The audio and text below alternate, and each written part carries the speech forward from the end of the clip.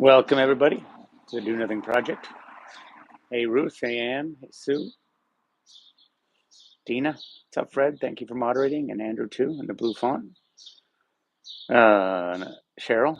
Cashew.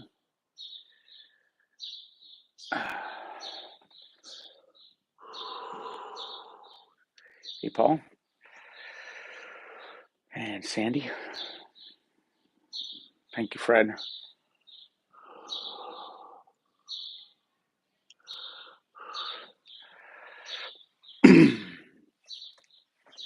Happy Sunday. Welcome to the Do Nothing Project. Welcome back, all our regulars. Good to see the names saying hello. Hey, Artsy Traveler. Hey, Make. How are you? Make a K. Malcolm. Ronnie. Yep, birds on the porch. Hey, Siobhan. We're back to porch time. Still porch time. Hopefully, it'll be porch time for a while. I tell my sons that I'm going out. I'm going next door to visit Jim. Jim's our next door neighbor. So I'm nearer to Jim, but if they knew I was on the porch, I would not be able to do this. Everyone's basically up later now. It's just how it is. They decided to forego the 7:30 bedtime of most young children. And that was that. Nice. From Big Island. Hey, Deborah. So this is the Do Nothing Project. If you haven't been here before, welcome. I am your host, Jeff Warren, and I've got Andrew and Fred here moderating, and the whole community is saying hello. Emily. Hey, Emily. Hey, Ann. And we've been doing this for years. It's an opportunity to just unplug, not just unplug in the deepest sense, unplug in a hopefully restful sense at the end of the weekend, prepare for the week, but I guess unplug in a deeper sense of unplug from the sense of chronic dissatisfaction that governs so much of our doing. I'm going over the next Sunday. I think I'll do the Do Nothing Project on Sunday night, but I'll be doing it from Omega at Rhinebeck, where I'm doing my first retreat with Tasha. I mean, we've taught before, but we're doing this Mind Bod Squad retreat for 5 days, and it's been so fun figuring out the curriculum with her, just kind of working it out. And we had a really fun night last night, kind of filling in some of the details. But I'm just very excited about it, and it'll be different than any retreat I've done before. So it'll be a little bit like CEC retreats. If you ever gone on a Consciousness Explorers Club retreat, it's a mix of meditation and kind of arts-based activities and movement, and there's an art thing and ceremony, and there's a dance party, and but it's really like an opportunity to get really inventive and creative with practice and kind of weave it into life. And but it's also it's going to be more of an actual kind of contemplative progression. And I mean, when I do weekend retreats, there's a progression, but it's sort of like learning the skills and getting a broader and broader sense of what how meditation is. And this is going to be similar, but it's going to really move in a more it's kind of all about the fluidity of identity and moving in a more malleable direction of understanding how we can how the world is in us and we're in the world, and we can kind of shape that. And it's really fun. But anyway, the reason I was saying it is one of the things we keep coming back to, Tosh and I, is this kind of pyramid around. Maybe I'll kind of guide that in this practice of the kind of these. If you think about a typical meditation practice, there can be a kind of progression through even an ordinary 15-minute, 20-minute, 25-minute sit like I'll guide tonight. And that progression is basically the base of the pyramid is relaxation. The middle of the pyramid is or the triangle is stability, and then the top is clarity.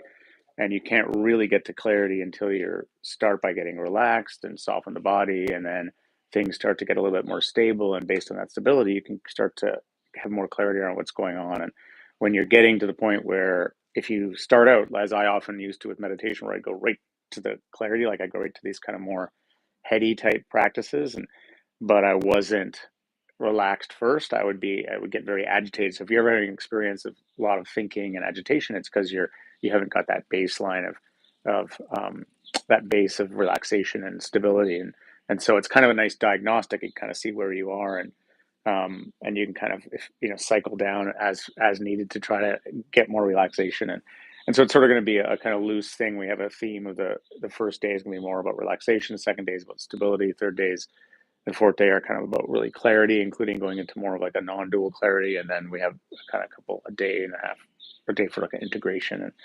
And but then we're weaving these activities and these other activities, and anyway, should be fun. So maybe I'll use that triangle, the pyramid. It is useful, isn't it, Ruth? For some reason I hadn't really uh, thought, what are the ages that go, Chris? Chris, all ages. We get. I've always had that, like both young people, like in their from late teens to early 20s. Lots of people in their kind of late 20s, 30s, 40s, 50s. I don't really know what the demographic is going to be for this one because I haven't done it before. I think Brooke, you're coming, right? Um, but I imagine it'll be a spread, and that's kind of like part of what I like about it is that you get this more all ages range of experience and backgrounds, and so live streaming retreats planned for this year. Well, the CEC does those, and there'll be some CEC. I think there's at least one more live online virtual retreat for the Conscious Explorers Club, and I'll probably be part of that. And then there's one, yeah, then that's right, the Conscious Explorers Club at the end of August, that retreat. I think there's going to be a live part to it. But a lot of these ones like that I do with meditation for fidgety or being human takes practice and meditation party, those are live streamed. I don't think this one is though, the Tasha one, but maybe the next one will be. Patrick, yeah, nice Patrick. I got your email. We're all doing life together, Fred. That's the truth. So anyway, let's do practice. If you're new to this, we do a 25-minute sit. You can completely make it your own. You don't have to make it look like any formal meditation if you don't, feel like that. You can be just laying down in your living room or going for a slow walk, it is nice to go slow, whatever you're doing, if you are moving, and if you're sitting, there's something about sitting, you can't fool yourself, whatever's there is going to be there, and you work with it. But I'll guide us through this triangle, through the relaxation, stability, clarity piece, just kind of pointing things out a little bit. And feel free to ignore me if that's distracting, because you don't have to follow my guidance. So let's do it. Hey, Susie, nice to see you. Hey, Brooke. What's up, Gabriel? Yeah, there are, Chris. There are senior, middle age, young. They're all there. Here we go.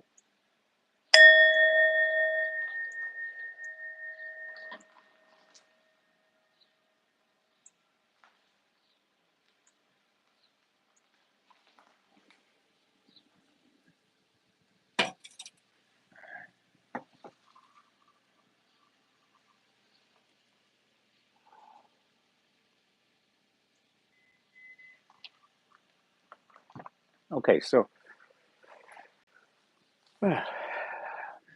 start by taking a few slow breaths. Belly breaths, if you like.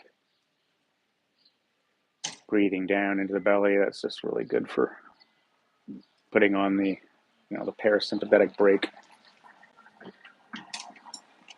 Shifting into this slightly different mode.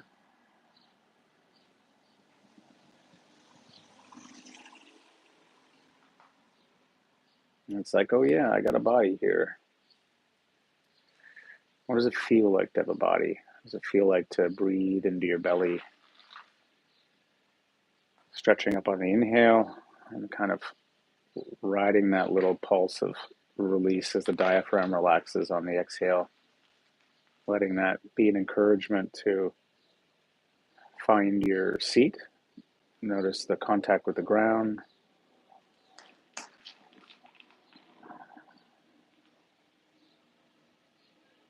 And this is part of beginning to relax the body. And relaxation is important because if you're not relaxed, if you're tense, and then in the body you'll be tense in the mind. So we start with this intention to relax the body, and so as you breathe out, you can soften the worry lines of the forehead and loosen the jaw, and relax the shoulders, the throat, belly be soft, hands kind of loose at your side, not clenched, or on your lap or wherever they are, your knees.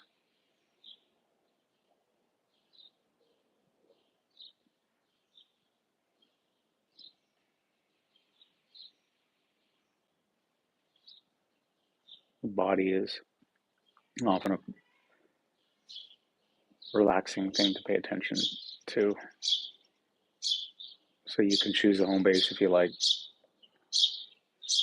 Some simple sensation that you can come back to. Just gives your mind something to do.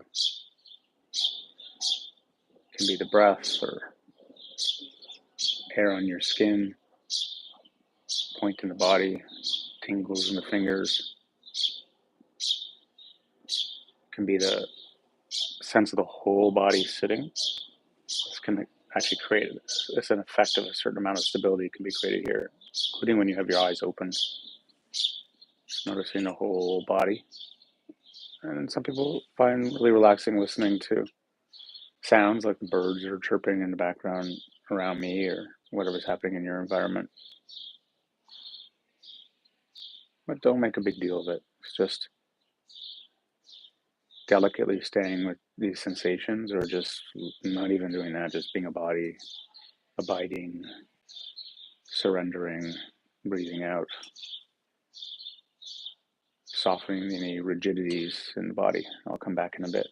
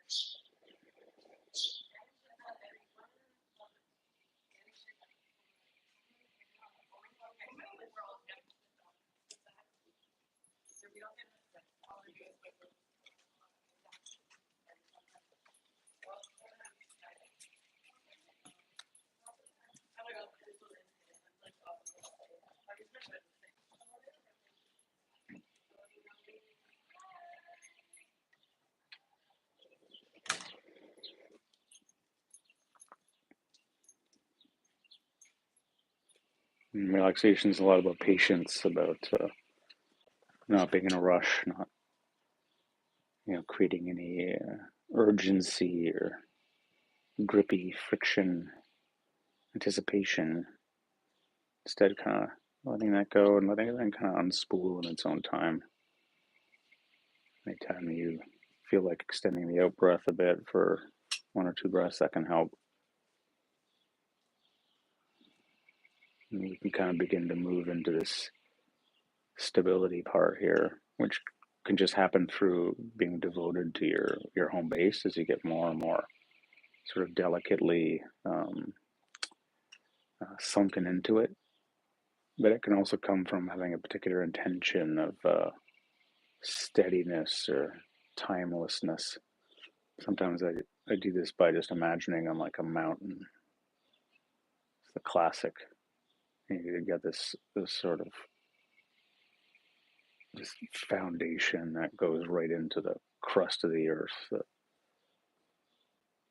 into the mantle. This, or like a stone statue that's been here for generations and generations, or like a big oak tree or something. But just finding something of that stability,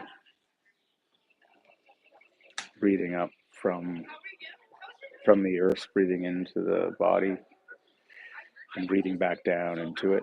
Equanimity with surrounding sounds, of course.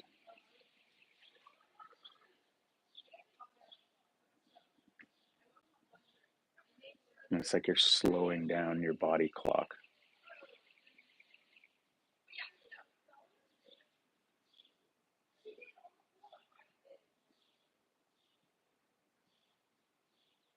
But no tension in the face. You're not forcing anything. It's just this settling. Thoughts come and go, feelings, but they're like, the weather across the face of this big old mountain, which sometimes I feel like.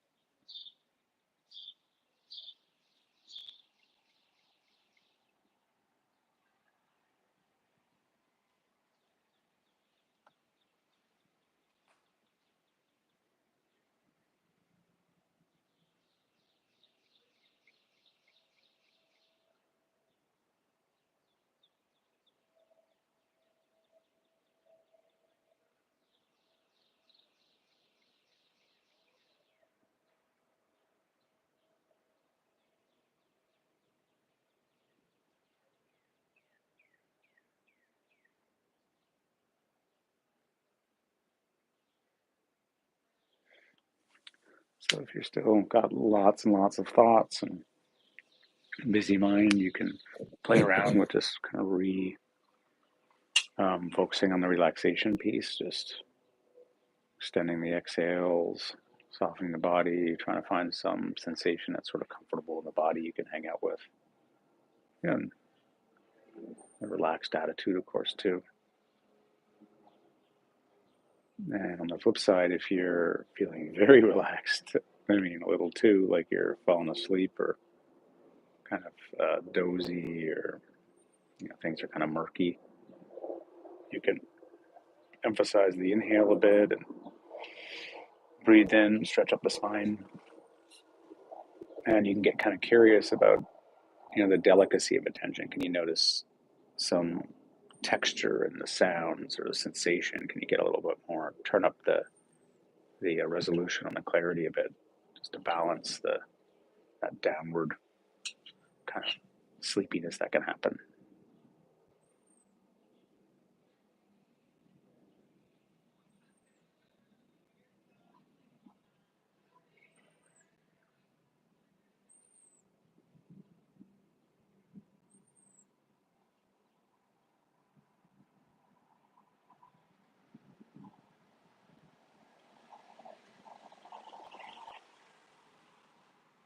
The clarity kind of emerges a little bit spontaneously, like a sudden insight, like, oh, what am I like right now? What I'm carrying this thing around. I hadn't noticed I was feeling a little bit like this, or that I did have this particular thought pattern going around, or maybe it's just the mind starts to feel like the sediment is settled a bit, and you're just more present for sights and sounds, sensations. All that is clarity.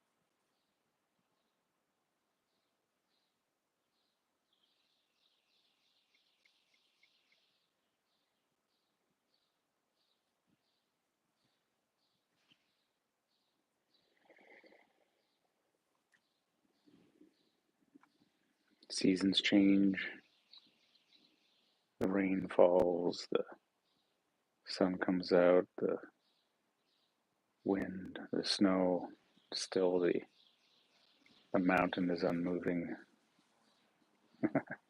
the statue sits, the oak tree stands.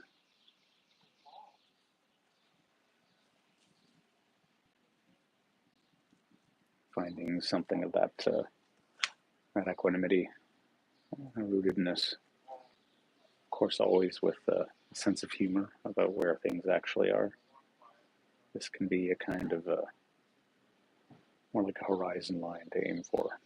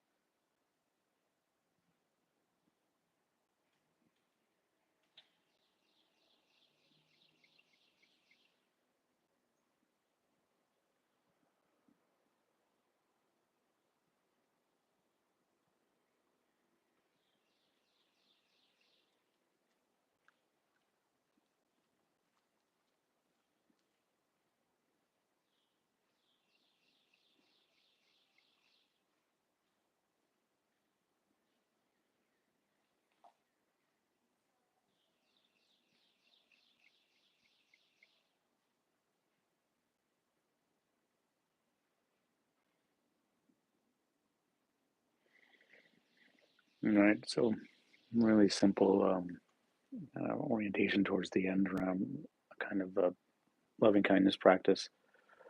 The simplest thing, just choosing to appreciate something in your experience right now, kind of like inclining the mind to gladness, appreciating sounds, sensation,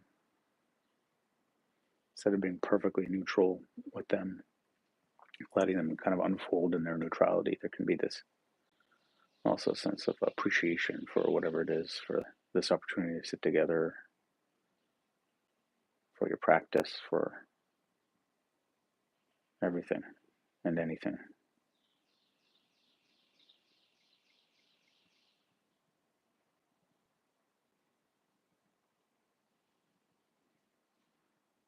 It's like things settle, things get maybe a little more clear, and then what note do you want to go out on? The thing you evoke to bring with you out of the practice.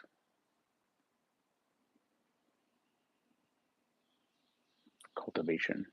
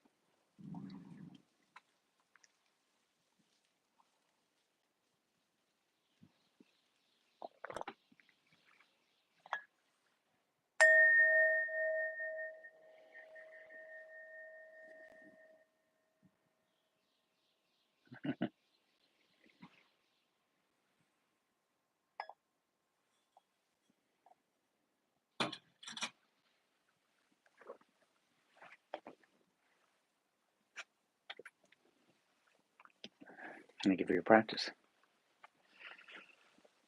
Hey, Mimi. Went by fast for me too, Victoria. I feel like I could have sat for another hour. Thanks, Bill. Thanks, Bonnie. Thanks, Michael. Nice, Lori. Gabriel. Bruce. Hey, Heather. Hey, Jessica.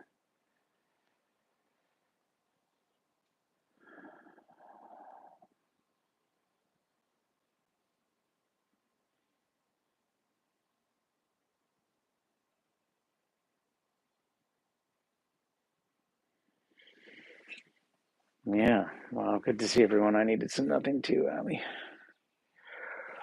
Oh, very chill. Bye for now, Angela. Thanks for posting those different links. Oh yeah, 50th home base post. That's right. That was the one I just published today. The towards Equinimity thing. Nice, Malcolm. Hello, Australia. Nice. That was a good vibe for me too. Nice and relaxed. Okay, well, last time I left my eldest, he was creating a very complex Lego structure in the basement, so I have to go back to that and then go into the toothbrushing mode. So the Rhinebeck, New York weekend. Oh, the MindBod Squad. You can find it on my website, jeffwarren.org. Just click on upcoming events or at Omega or Google Omega Institute and just my name, and they'll see the different things coming up. Yeah, thanks everyone. Really good to hang out. I'll see you. I'll be in Rhinebeck, I guess, next week. So I'll see you next Sunday from New York. Peace. Nice Raptor Ridge Winery likes the Stealth Mountain. That'd be good. Stealth Mountain. Awesome, Diane. Okay, good night, everybody.